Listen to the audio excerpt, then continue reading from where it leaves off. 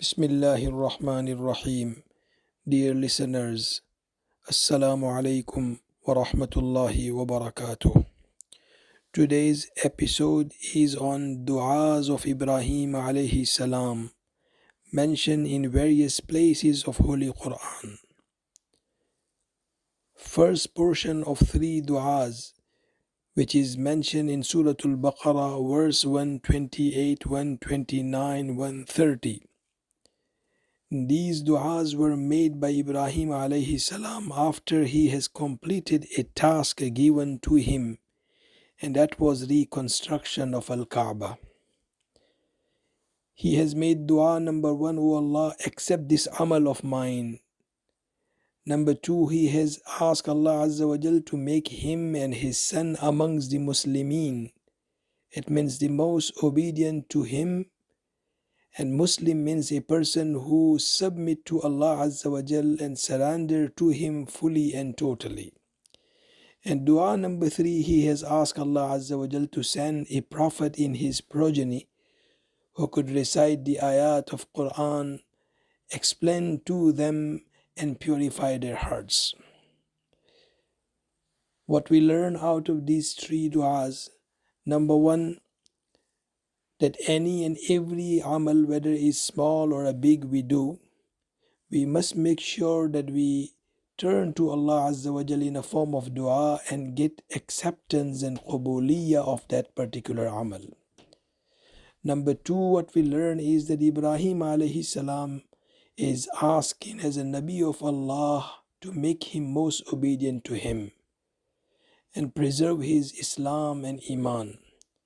How important it is for me and for you living in an environment which is not an Islamic environment, yet here with so many challenges, it is important for us to do our maximum effort to preserve Iman and Islam and remain fully submissive to Allah Azza wa Jal, and also make dua to Allah that, O Allah, make us amongst the Muslims who remain steadfast till last breathing on Iman and Islam. And O Allah, make our progeny also the flag bearers of Islam. And that is what something we learn from the dua number 2. Dua number 3, one of the hadith appears in Musnad of Imam Ahmad, where Sahaba questioned to Prophet sallallahu alaihi wasallam, Haddisna an nafsika ya Rasulallah. O Prophet of Allah, tell us how it was all beginning of your nubuwah. Prophet sallallahu alaihi wasallam said to them that أنا دعوة أبي إبراهيم وبشرى عيسى ورأت أمي في المنام أنه خرجت منها نور أضاعت منها قصور الشام.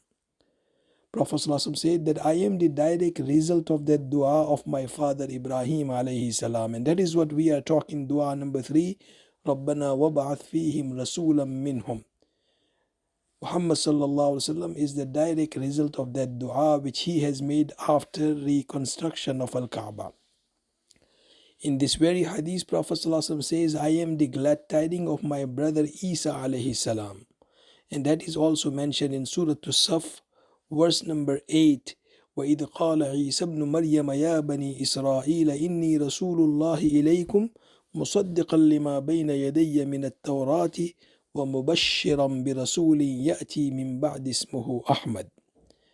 And also Prophet ﷺ said that while I was in the stomach of my mother or the womb of my mother has seen that a nur and effulgence has emanated from her that has elated the palaces of Sham. That is the very nur Prophet sallallahu alaihi wasallam, his emergence, the guidance he has brought in a form of Quran and Sunnah, which Allah Azza wa Jal has made me and you and many of our family and dear one that we have accepted the truth and hidayah. This very nur is so important that Allah has made it reality. The dream of Sayyida Amina, the honorable mother of Rasulullah sallallahu alaihi wasallam, that he only lived 23 years of nubuwwah. At the age of 40, he received the nubuwwah. He lived in Mecca 13 years and he lived in Medina 10 years. In that short period of time, the nur of Islam has reached to far and wide in the world. Today, 1.8 billion Muslims, that is the result of the efforts of Muhammad sallallahu alaihi wasallam. This nur is so important for me and you. Allah has mentioned in Surah Al-Tahrim, يا أيها الذين آمنوا توبوا إلى الله توبة نصوحا عسى ربكم أن يكفر عنكم سيئاتكم ويدخلكم جنات تجري من تحتها الأنهار يوم لا يخزي الله النبي والذين معه نورهم يسعى بين أيديهم وبأيمانهم يقولون ربنا أتمم لنا نورنا واغفر لنا إنك على كل شيء قدير. That very nur, with that Allah will not humiliate the believers who has accepted the Iman and Islam from the hand of Muhammadur Rasulullah sallallahu alaihi wasallam. This very nur, when it will be with us, Prophet sallallahu alaihi wasallam will recognize us amongst the millions and trillions of the people. He was questioned, O Prophet of Allah, how would you recognize your ummah on the day of judgment? He says that إن أمتي يأتون يوم القيامة غرا محجلين من آثار الوضوء.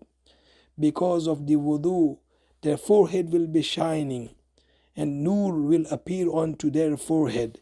And through that very nur, I am going to recognize my ummah. This very nur, when it will be with us and Allah will honor us with this nur, munafiqeen and hypocrites will ask us, يوم يقول المنافقون والمنافقات للذين آمنوا انظرونا نقتبس من نوركم قيل ارجعوا وراءكم فالتمسوا نورا فضرب بينهم بسور له باب باطنه فيه الرحمة وظاهره من قبله العذاب. Munafiqeen will request to believers on the day of justice that give us some of the nur so we can benefit. But they will be deprived on the day of justice from that very nur because of their hypocrisy. Allah protect one and all from the hypocrisy. Allah make us amongst the true believers. Wassalamu alaikum wa rahmatullahi wa barakatuh.